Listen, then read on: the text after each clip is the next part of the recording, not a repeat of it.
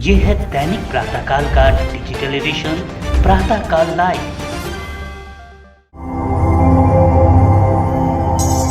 प्रातःकाल लाइव के स्टूडियो में आए संदीप नूतन से इस शो में आप रूबरू हैं। संदीप राजपुर के गंगापुर से ताल्लुक रखते हैं और आध्यात्म जगत में उनका नाम काफी विख्यात है।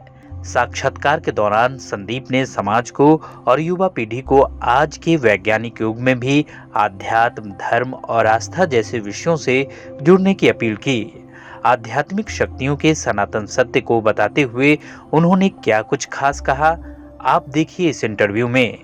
प्रवासी कारोबारी संदीप नौलखा कवि हैं और मंच संचालन भी करते हैं। इन सबसे परे वे स्वयं को महादेव का भक्त एवं मां कामाख्या का पुत्र मानते हैं। आइए देखते हैं प्रातःकाल लाइव के लिए सीमा पारिक द्वारा लिया गया संदीप नूतन का ये साक्षात्कार। नमस्कार, प्रातःकाल लाइव में मैं सीमा पारिक आप सभी का स्वागत करती हूँ। आज प्रातःकाल लाइव स्टूडियो में हमारी मुलाकात हो रही है संदीप नौलखा जी से। आज हम बात करेंगे इनके साथ धर्म की, आज हम बात करेंगे अध्यात्म की। आइए संदीप जी से जानते हैं धर्म और अध्यात्म के विषय में। संदीप जी, आपका प्रातःकाल में लाइव स्टूडियो में हार्दिक स्वागत है। बहुत बहुत धन्यवाद। हर हर महादेव। आप अपने बारे में कुछ बताइए, आपके बारे में विस्तृत जानकारी हमको दीजिए। मेरे बारे में मैं अगर कुछ बताऊंगा वो सही भी हो सकता है और गलत भी हो सकता है। मेरे बारे में मैं यही बता सकता हूँ कि सामान्य युवाओं जैसा एक युवा मैं भी हूँ, जिसने कुछ एक अलग राह की तलाश की है, एक अलग राह की खोज की है। मैं हूँ कौन, इस पर अपने जीवन को आधार देकर उस जीवन को आगे बढ़ाने का प्रयास किया है। और बस इसी प्रयास और इसी राह पे मुझे बहुत सारी चीज़ें नई नई मिलती गई, जो मुझे लगा कि ये बहुत नई है, ये लोगों के सामने आनी चाहिए, युवाओं के जीवन में आना चाहिए। आप देख ही रहे हैं कि अभी का जो जीवन है युवाओं का, किस प्रकार से उनकी आत्मा का स्तर गिरते जा रहा है और किस प्रकार से उनकी सोच गिरती जा रही है, उनके अंदर नकारात्मकता नेगेटिविटी पैदा होती जा रही है। तो उन सब चीज़ों को मैंने अपने जीवन में देखा, गंभीरता से अध्ययन किया, गहराई में जाकर अध्ययन किया। इसलिए मैंने इस चीज़ को बस, बाकी तो आप जानती हैं सब मेरे बारे में, लगभग हर चीज़ सोशल मीडिया से सुनने में, करने में, वही सामान्य युवा जो व्यापार वर्ग में भी है और आध्यात्म वर्ग में भी है। संदीप जी, आप भी राजस्थान से ही हैं। मैं जानना चाहूँगी कि कुछ लोग आपका नाम संदीप नौलखा है, ये जो संदीप नूतन है, संदीप नौलखा से संदीप नूतन तक का जो ये सफ़र है, ये कहाँ से शुरू हुआ था और इसके बारे में हमको जानकारी दीजिए। ये शुरू ऐसा हुआ था कि मेरे मन में एक फितूर, एक जुनून था जब मैं 11th और 12th में था, कि मुझे जीवन में कुछ ऐसा करना है कि मेरे पिताजी को मेरे नाम से जाना जाए। इसमें जो संदीप नूतन में जो नूतन जो लगा हुआ मेरे पिताजी का नाम है। तो जब मैंने कविता लिखना शुरू किया, मंचों पे जाना थोड़ा बहुत शुरू किया था, तो आप भी देखते हैं कि लगभग हर कवियों का नाम कुछ विचित्र सा किया जाता है। जैसे डॉक्टर कुमार विश्वास का नाम विश्वास कुमार है तो कुमार विश्वास कर दिया गया। किसी का नाम संपत सुरीला, अलबेला, मस्तीला, छबीला ऐसा कर दिया जाता है।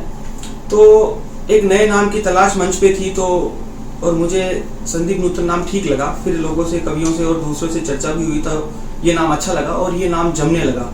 इस नाम में मुझे एक ऐसा लगने लगा कि एक कॉन्फिडेंस लगने लगा था, एक नई ऊर्जा लगने लगी। इसलिए ये नाम से मुझे अब ज़्यादा जाना लगा है। अब संदीप नौलखा के बजाय मुझे संदीप नूतन नाम से लगभग इस नाम से सब पहचान जाते हैं और मेरी छवि समझ जाते हैं। संदीप जी, आपका अपना कारोबार भी है और अभी आपने बताया कि आप मंच संचालन करते थे। ये कारोबार, मंच संचालन और फिर ये आध्यात्मिक जगत, इसके बारे में ज़रा हमको आप जानकारी दीजिए। सबसे पहले आपके प्रश्न में एक चीज़ ठीक कर देता हूँ, मेरा अपना कोई कारोबार नहीं है। सब कारोबार प्रभु श्री महादेव का है। मेरा अपना, मेरे अंदर कुछ बचा भी नहीं और कुछ शेष भी नहीं। यहाँ तक कि मेरी आत्मा, कोई भी मेरे अंदर मेरा शेष नहीं है। जो कुछ है सब कुछ प्रभु महादेव का है। अब बात आती है अध्यात्म और मंच संचालन की। ये तो माँ सरस्वती का, जगदम्बा कामाख्या का आशीर्वाद है कि मेरे अंदर एक ऐसा उन्होंने कला दी जिससे मैंने मंच संचालन, मंच पे बोलना, वक्तव्य देना, काव्य पाठ करना, लिखना, यहाँ तक कि मैंने हनुमान चालीसा के बाद एक दूसरी नूतन हनुमान चालीसा लिखी, माँ चालीसा लिखी, बहुत सारी चीज़ें मैंने लिखी। आपने भी एक दो मेरे आर्टिकल देखे ही होंगे।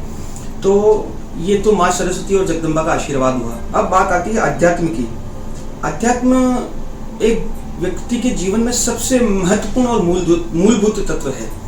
जैसे श्वास लेना जितना जरूरी है, पानी पीना जितना जरूरी है, अध्यात्म होना भी जरूरी है। वो अगर बौद्ध है या जैन है या हिंदू है, वो किसी भी प्रकार के संप्रदाय को या किसी भी पीठ को फॉलो करने वाला हो, लेकिन उसके जीवन में होना बहुत जरूरी है। बिना अध्यात्म के जीवन में उसी प्रकार जीवन जीना है जैसे कि मुझे आपने यहाँ से राजस्थान भेज दिया, बोला जाकर वापस आ जाओ, बिना किसी वजह, बिना किसी कारण जाकर वापस आ जाओ। उसी प्रकार हमारे को वापस पृथ्वी में मनुष्य जीवन में आना और वापस चले जाना। बिना अध्यात्म के हमारे ये जीवन के चक्कर वापस लगते रहेंगे। इसमें जितनी अब जब हम यात्रा शुरू करेंगे तो ये यात्रा कहीं न खत्म होकर जो हमारे जन्म मरण का जो बंधन है वो एक दिन खत्म होगा। इसलिए अध्यात्म जीवन में बहुत जरूरी है। मैंने इसे जाना है और काफ़ी सैकड़ों या हजारों लोगों में मैंने इसको स्थापित भी किया है और वो उसको फॉलो कर भी रहे हैं। आज का जो वैज्ञानिक युग है उसमें युवा है, जो हमारी युवा पीढ़ी है, ये आप भी जानते हैं कि इतना अध्यात्म के प्रति उनकी इतनी आस्था नहीं है। अध्यात्म, देवी शक्ति, धर्म, इन सबको वो नहीं मानते। इस बारे में आपके क्या विचार हैं? अध्यात्म को उनका नहीं मानना गलती उनकी नहीं है। कुछ तो इस युग का प्रभाव है, कुछ संस्कारों का प्रभाव है। आप एक सामान्य घर में देखते होंगे, छोटे बच्चों को जैन धर्म का है तो उसको नमस्कार महामंत्र सिखाया जाता है, जैन संतों की त्रिपदी वंदना सिखाई जाती है। अगर वो हिंदू है तो उसे भगवान को, शिव को जल चढ़ाना सिखाया जाता है। उसे हनुमान चालीसा तो आप देख लीजिए, जैसे कि बेसिक 7-8 साल के हर बच्चे को याद हो जाती है। उसके बाद जब वो थोड़े से घर के परिवेश से बाहर निकलता है, बड़ी स्कूल में जाता है, बड़े कॉलेज में जाता है, फिर उसके अंदर एक अलग तरह का माहौल भर दिया जाता है जिससे वो अध्यात्म से दूर होने लगता है। उसे एक प्रतिस्पर्धा के अंदर डाल दिया जाता है, एक कंपटीशन के अंदर डाल दिया जाता है, बस कि दौड़ना है। उसे यह तक नहीं सिखाया जाता कि जीतना भी है, सिर्फ दौड़ना है, जीतना भी नहीं सिखाया जाता है। बस उसको दौड़ने के चक्कर में उसकी जो असली दौड़ और जो उसकी असली चाल है वो भूल जाता है, जो कि अध्यात्म है।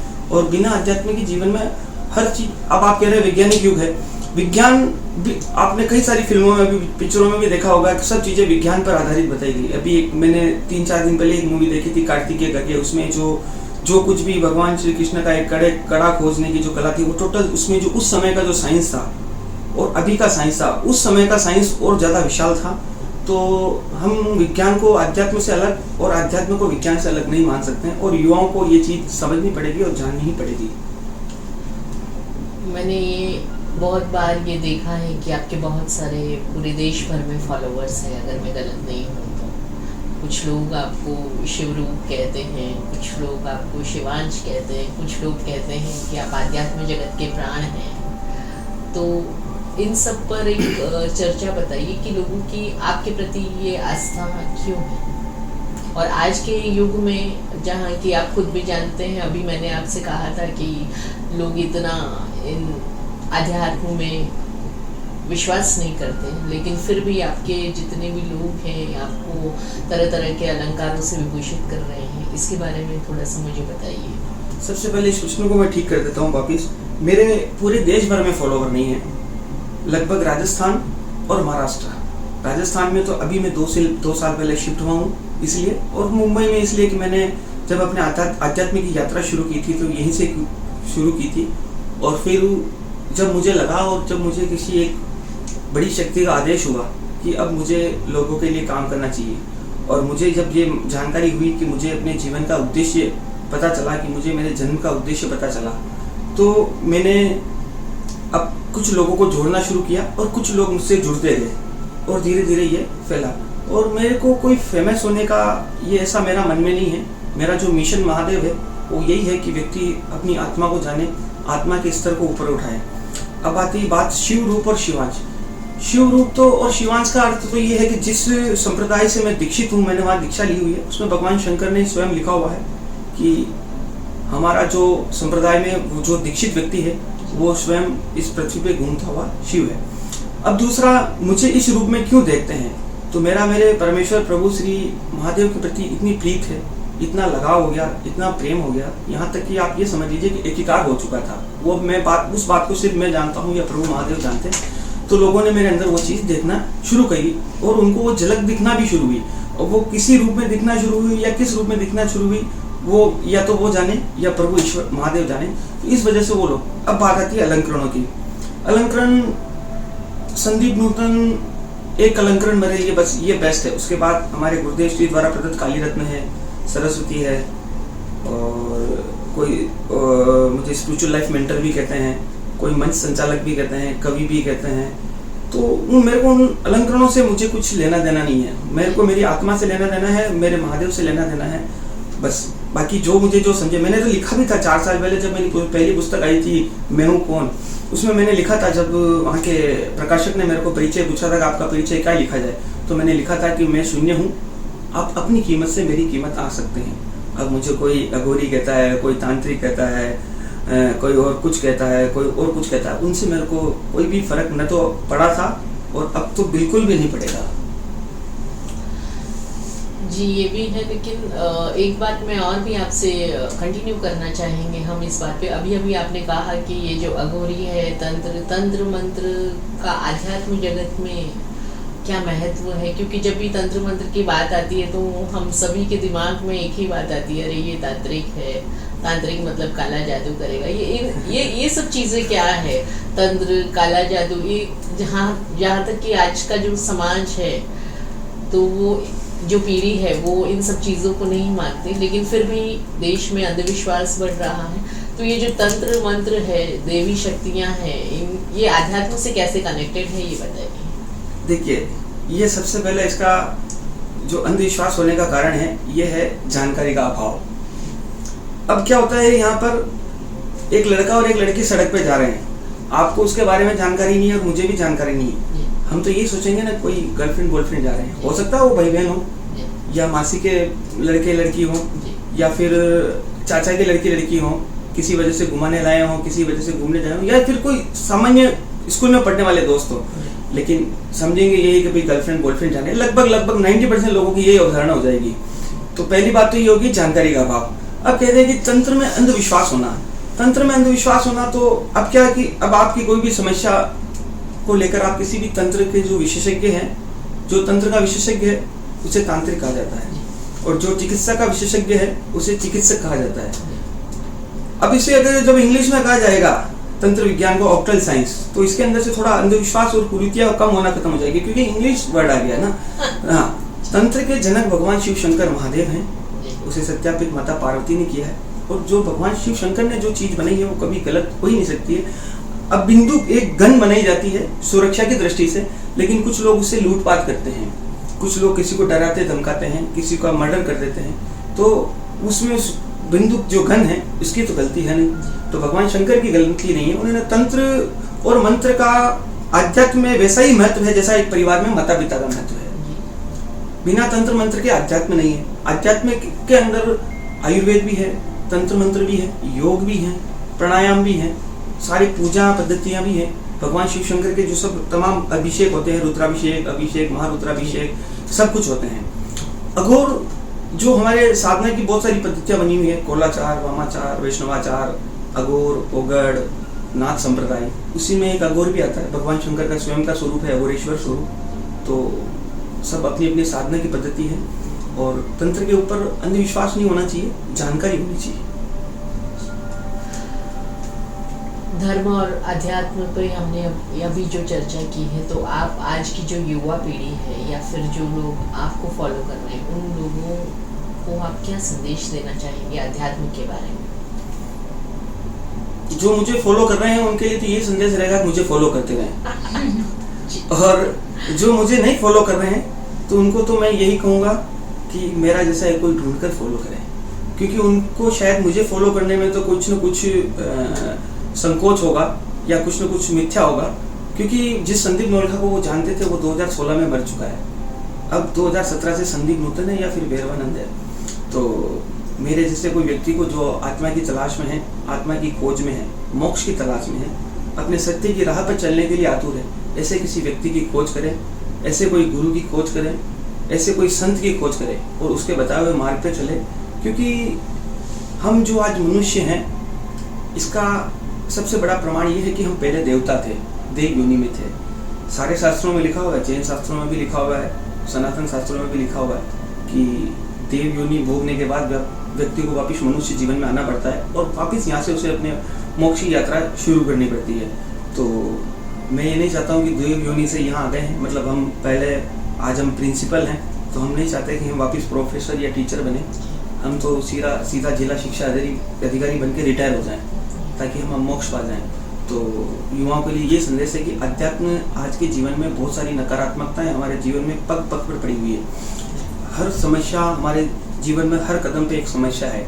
उन समस्याओं का समाधान अगर आपके जीवन में अध्यात्म अगर किसी भी रूप में है, वो चाहे ध्यान के रूप में है, योग के रूप में है, अपने गुरु भक्ति के रूप में है, इष्ट की भक्ति के रूप में है, तो वो समस्याओं का समाधान ऑटो सिस्टम पे आपके अपने आप हो जाएगा। कर्म तो सबको भोगने ही पड़ेंगे, क्योंकि अगर आप मोक्ष के पथ पे निकले हो तो भगवान महावीर स्वामी भी उस चीज से नहीं बचे, गौतम बुद्ध भी उससे नहीं बचे। भगवान श्री रामचंद्र जी जब इस पृथ्वी पे मनुष्य रूप में आए, नारायण ने जब रामचंद्र जी का अवतार लिए तो उनको भी पथरीले रस्तों पर, जंगलों में भ्रमण करना पड़ा। तो मनुष्य हैं तो कर्म तो सब भोगने पड़ेंगे, लेकिन यह है कि हमारा लक्ष्य एक होना चाहिए, सत्य का लक्ष्य होना चाहिए, मोक्ष का लक्ष्य होना चाहिए। हमारे मिशन महादेव का भी लक्ष्य यही है कि असत्य के पथ पर सत्य की विजय हो और प्राणी मात्र में महादेव पर विश्वास हो। तो युवाओं को अध्यात्म किसी न किसी गुरु के माध्यम से, बड़े संत के माध्यम से जरूर अपनाना चाहिए, लेकिन सच्चा गुरु होना चाहिए जो मोक्ष की बात करे, जो मोक्ष के पथ पे जाने की बात करे। आपने अभी कहा हमारी युवा पीढ़ी को, चाहे हम कौन से भी युग में हो, तो अध्यात्म में टच रखना जरूरी है, अध्यात्म में विश्वास रखना जरूरी है। जो आपने अभी कहा देवी शक्ति है, चमत्कार है, या जो भी कुछ मोक्ष है, तो ये आज की पीढ़ी के लिए आलोचनादायक भी हो सकता है, जो कि हो सकता है कि आपको भी जो फॉलो करते हो उनको आपकी ये सब बातें आज सही नहीं लगती होंगी, क्योंकि हर एक इंसान का अपना नज़रिया है चीज़ों को देखने का। जिस आध्यात्म की, धर्म की हम बात कर रहे हैं, शायद वो बहुत से लोग हैं जो उस पर विश्वास नहीं करते। तो इस आलोचना के बारे में आप क्या कहेंगे, आपके विचार क्या? देखिए, आध्यात्म पे वो विश्वास करे ना करे वो उनकी दृष्टिकोण है, उनकी विचारधारा है। मैंने एक दुकान लगा रखी है, मैंने मेरी दुकान में सामान कर रखा है, मेरी पूरी कोशिश रहेगी कि मैं उसको अच्छे दाम पे अच्छे ग्राहक के हाथ में बेचूं। वैसे ही मैंने भगवान शिव शंकर द्वारा प्रदत्त ये कार्य अपने हाथ में ले रखा है। आप इसे अगर भौतिक भाषा में कह दिया तो एक भगवान शंकर के नाम की मार्केटिंग है, उनका नाम जगत में फैलाना है। ऐसा नहीं है कि उनका नाम जगत में फैला हुआ नहीं है या नहीं जानते हैं, लेकिन कहीं ना कहीं दब चुका है, तो वहाँ मुझे फैलाना है। अब बात आती है चमत्कार। ये एक शब्द जो काफी युगों से चले आ रहा है, इसे मैं आज ठीक कर देता हूँ एकदम नए तरीके से, जो मैंने मेरी थ्योरी लिखी है। देखिए, चमत्कार एक शब्द है। ये एक शब्द को अगर आप सही देखा जाए तो एक अचंबा, एक आश्चर्यजनक कार्य हो जाता है। इसे मैंने ठीक करके एक लिखा है कर्मों का समायोजन। अब होता क्या, जैसे आपको समझ लीजिए कोई एक फ्लैट लेना है 10 लाख रुपए का, और आपके पास हाथ में 4 लाख रुपए हैं। अब आपको 6 लाख रुपए की व्यवस्था करनी है, तो आप 6 लाख रुपए या तो बैंक से लोन लेंगे या फिर किसी व्यक्ति से ब्याज पे लेंगे, और आपके पास एक 10 लाख रुपए हो जाएंगे। और 10 लाख रुपए होते ही आपके पास अपना खुद का एक घर आ जाएगा, और वो घर आपके पास जब आ जाएगा तो एक अचंबा, एक आश्चर्यजनक कार्य हो जाएगा लोगों के लिए।